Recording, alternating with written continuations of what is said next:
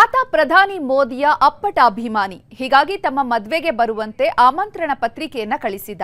ಹಸೆಮಣೆ ಏರಿದಂಥ 3-4 ದಿನ ಆಗ್ತಿದ್ದಂತೆ ಪ್ರಧಾನಿ ಮೋದಿ ಪತ್ರ ಬರೆದಿದ್ದಾರೆ.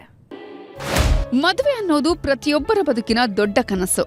ಅವರನ್ನ ಕರಿಬೇಕು, ಇವರನ್ನ ಕರಿಬೇಕು, ಎಲ್ಲರೂ ಬಂದು ಆಶೀರ್ವಾದ ಮಾಡಬೇಕು ಅಂತ ಪ್ರತಿಯೊಬ್ಬರಿಗೂ ಆಹ್ವಾನ ಕೊಡ್ತಾರೆ.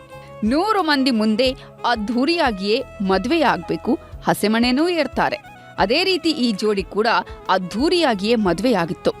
ಬಂಧು ಬಳಗದವರ ಮುಂದೆ ಸಪ್ತಪದಿ ತುಳಿದಿದ್ರು. ಮದುವೆಯೆಲ್ಲ ಮುಗಿದು 1 ವಾರವಾಗಿತ್ತು. ಇಂತಹ ಹೊತ್ತಲ್ಲೇ ದೊಡ್ಡ ಖುಷಿಯ ಸುದ್ದಿಯೊಂದು ಹುಡುಕೊಂಡು ಬಂದಿದೆ.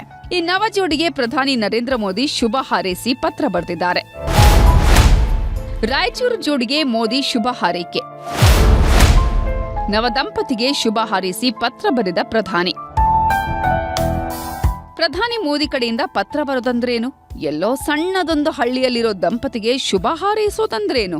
ನಿಜಕ್ಕೂ ಇವರ ಪಾಲಿಗೆ ಊಹಿಸಲು ಆಗದಂತಹ ಸಂಗತಿ. ರಾಯಚೂರು ಜಿಲ್ಲೆಯ ಸಿಂಧನೂರು ತಾಲೂಕಿನ ಕಾನಿಹಾಳ ಗ್ರಾಮದ ರಾಜೇಶ್ ನಾಯ್ಕ್ ಪ್ರಧಾನಿ ಮೋದಿಯವರ ಅಪ್ಪಟ ಅಭಿಮಾನಿ. ಇದೇ ತಿಂಗಳ 13ನೇ ತಾರೀಕು ಸವಿತಾ ಅನ್ನೋರ ಜೊತೆ ಇವರ ಮದುವೆಯಾಗಿತ್ತು. ಆದ್ರೆ ಮದುವೆಗೂ ಮುನ್ನ ತಮ್ಮ ಮದುವೆಗೆ ಮೋದಿಯವರನ್ನ ಆಹ್ವಾನಿಸಿ ದೆಹಲಿಯ ಪ್ರಧಾನಿ ಕಚೇರಿಗೆ ತಮ್ಮ ಮದುವೆಯ ಆಹ್ವಾನ ಪತ್ರಿಕೆನೂ ಕಳುಹಿಸಿದ್ರು. ಆದ್ರೆ ಅಲ್ಲಿಂದ ರಿಪ್ಲೈ ಬರುತ್ತೆ ಅನ್ನೋ ನಂಬಿಕೆಯನ್ನೇನೂ ಇಟ್ಕೊಂಡಿರ್ಲಿಲ್ಲ. ಆದ್ರೆ ಈಗ ಅದು ಹುಸಿಯಾಗಿದೆ. ಮತ್ತು ಅವರಿಂದ ನಾವು ಜಾಸ್ತಿ ಅಪೇಕ್ಷೆ ಪಟ್ಟಿದ್ದಿಲ್ಲ. ಕೇವಲ ಒಂದು ಲೆಟರ್ ಬಂದ್ರೆ ಸಾಕು, ಶುಭ ಸಂದೇಶ ಬಂದ್ರೆ ಸಾಕು ಅಂತ ಅನ್ಕೊಂಡಿದ್ವಿ. ಅದೇ ರೀತಿಯಾಗಿ ಮಾನ್ಯ ಪ್ರಧಾನ ಮಂತ್ರಿಗಳು ನಮಗೆ ಮಾರನೇ ದಿನ ನಮಗೆ ಒಂದು ಶುಭ ಸಂದೇಶದ ಪತ್ರವನ್ನು ಕಳಿಸಿದ್ದಾರೆ. ತುಂಬಾ ಸಂತೋಷ ಆಗ್ತದೆ. ನಮಗೂ ಮತ್ತು ನಮ್ಮ ಕುಟುಂಬದವರಿಗೂ ತುಂಬಾ ಹರ್ಷವನ್ನು ವ್ಯಕ್ತಪಡಿಸೋಕ್ಕೆ ಪದಗಳೇ ಸಾಲ್ತಾ ಇಲ್ಲ. ಅಷ್ಟೊಂದು ಸಂತೋಷ ಆಗ್ತಾ ಇದೆ. ನಿಮ್ಮ ವಿವಾಹ ಮಹೋತ್ಸವಕ್ಕೆ ನನ್ನನ್ನು ಆಹ್ವಾನಿಸಿದ್ದಕ್ಕಾಗಿ ಹೃತ್ಪೂರ್ವಕ ಧನ್ಯವಾದಗಳು. ಜೀವನದ ಈ ಶುಭ ಸಂದರ್ಭಕ್ಕೆ ಕಾಲಿಡುತ್ತಿರುವ ನಿಮಗೆ ಮತ್ತು ಸವಿತಾ ಅವರಿಗೆ ಸುಂದರ ಭವಿಷ್ಯಕ್ಕಾಗಿ ಶುಭಾಶೀರ್ವಾದಗಳು. ನಿಮ್ಮಿಬ್ಬರ ಹೃದಯ ಮತ್ತು ಮನಸ್ಸುಗಳು ಸದಾ ಒಂದಾಗಿರಲಿ.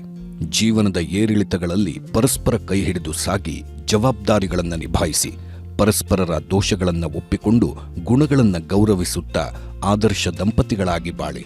ನಿಮ್ಮ ದಾಂಪತ್ಯ ಸುದೀರ್ಘ ಹಾಗೂ ಸುಖಮಯವಾಗಿರಲಿ. ಹೀಗಂತ ಹಾರೈಸಿ ಪ್ರಧಾನಿ ಮೋದಿ ಕಚೇರಿಯಿಂದ ಪತ್ರ ಬಂದಿದೆ. ಮದುವೆ ನಡೆದ 3-4 ದಿನಕ್ಕೆ ಪ್ರಧಾನಿ ಕಚೇರಿಯಿಂದನೇ ಪತ್ರ ಬಂದಿದ್ದಕ್ಕೆ ಇಡೀ ಕುಟುಂಬ ಹಿರಿ ಹೀಗಿದೆ.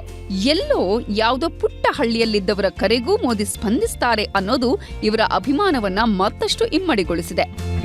ವಿಶ್ವನಾಥ್ ಹೂಗಾರ್, ನ್ಯೂಸ್ 18 ರಾಯಚೂರು. ಹರಿಹರ ಪಂಚಮಸಾಲಿ ಪೀಠದ ಜಟಾಪಟಿ ಸದ್ಯಕ್ಕೆ ನಿಲ್ಲೋ ಹಾಗೆ ಕಾಣ್ತಿಲ್ಲ. ಉಚ್ಚಾಟನೆಯ ಕಾಳಗ ತಣ್ಣಗಾದ ಹೊತ್ತಲ್ಲೇ ಲೆಕ್ಕದ ಲಡಾಯಿ ಶುರುವಾಗಿದೆ. ಅನುದಾನದ ಲೆಕ್ಕದ ವಿಷಯಕ್ಕೆ ದೊಡ್ಡ ಹಂಗಾಮವೇ ನಡೆದೋಗಿದೆ.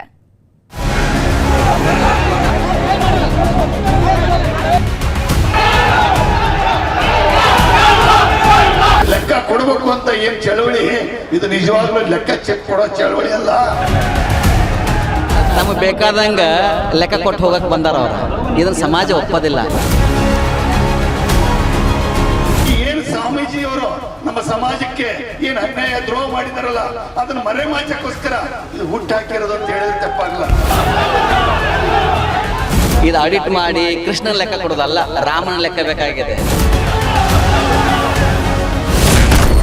ಹರಿಹರ ಪೀಠದಲ್ಲಿ ಅನುದಾನ ದಂಗಲ್. ವಚನಾನಂದ ಶ್ರೀ ವರ್ಸಸ್ ಟ್ರಸ್ಟಿಗಳ ಲೆಕ್ಕದ ಲಡಾಯಿ. ದಾವಣಗೆರೆಯ ಹರಿಹರ ಪಂಚಮಸಾಲಿ ಮಠ ಅಂದ್ರೆ ತುಂಬಾನೇ ಫೇಮಸ್. 16 ವರ್ಷಗಳ ಇತಿಹಾಸವಿರೋ ಈ ಸ್ಥಳದಲ್ಲೀಗ ಬೇಡದ ವಿಷಯಗಳು ಧಗಧಗಿಸ್ತಿವೆ. ಆರೋಪ ಪ್ರತ್ಯಾರೋಪಗಳ ಸುಳಿ ಹರಿಹರ ಪಂಚಮಸಾಲಿ ಮಠವನ್ನ ಸುತ್ತಿಕೊಳ್ಳುತ್ತಿವೆ. ವಚನಾನಂದ ಶ್ರೀಗಳನ್ನ ಉಚ್ಚಾಟನೆ ಮಾಡಿದ್ದು, ಅಲ್ಲಿಂದಲೇ ವಿವಾದದ ಕಿಡಿ ಹೊತ್ಕೊಂಡಿದ್ದು.